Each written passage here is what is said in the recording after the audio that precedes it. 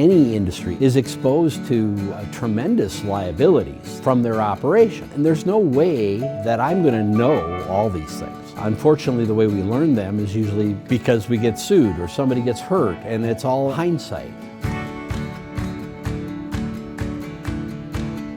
Everything from having your fire extinguisher inspected to fall protection, arresting systems, walking surfaces. Slip, strips, and falls, confined space concerns, through the risk of consumption at an event and then having to drive home or hitting a deer. I mean, it's any number of things. It's so varied. It's truly everything, which is a lot to try to keep track of. We had put together our own safety programs for our various departments, our various teams, and what was really fantastic was to have the Montana Department of Labor's Montana Consultation Program come and review what we'd put together and help us find the deficiencies in the safety programs that we'd built. It was awesome to have their support. I was very impressed by the willingness of the state, first of all, to send people out, and in actuality, it was an educational experience. Most of the time, whenever you say the Department of Labor and Industry or OSHA or Health and Safety, a chill runs up your spine. Because the only thing we have ever heard about are fines.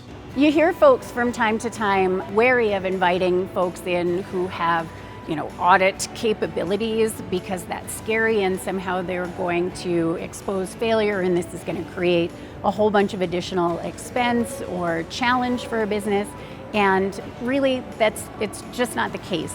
And in reality, there's a reason why these departments were established in the first place.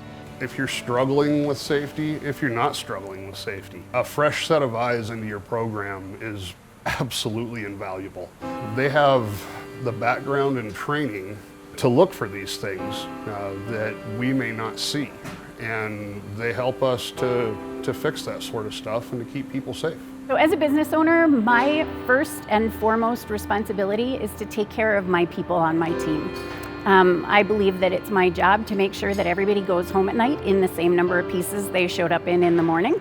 And I take that responsibility very seriously. Real recently, we had an associate in another state who lost his son doing exactly what we do every day. He'll be paying for that for the rest of his life. It's important to make sure that your employees are safe because you want them to go home at the end of the day. You don't ever want to be the person to have to call someone's spouse, their mother, their kids, and tell them that someone that they love was involved in an accident at work.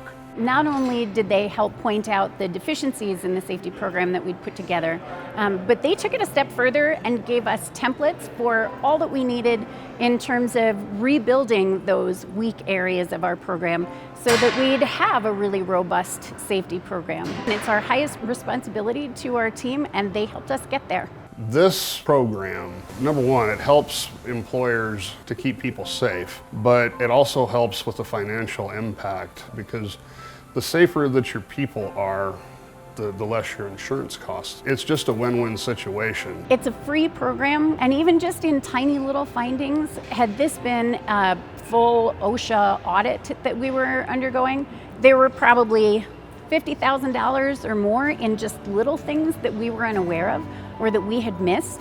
Our experience is you invite in people who have that level of intelligence and savvy, and what they're doing is they're sharing that knowledge with you.